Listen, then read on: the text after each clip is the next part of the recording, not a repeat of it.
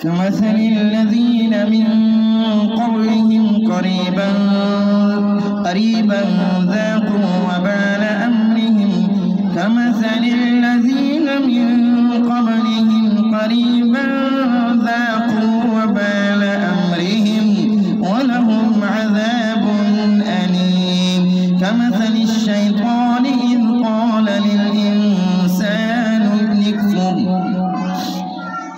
فلما كفر قال إني بريء منك إني أخاف الله رب العالمين فكان عاقبتهما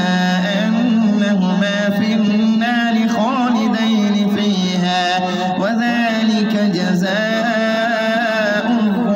الظالمين يا أيها الذين آمنوا اتقوا الله ولتنظر نفس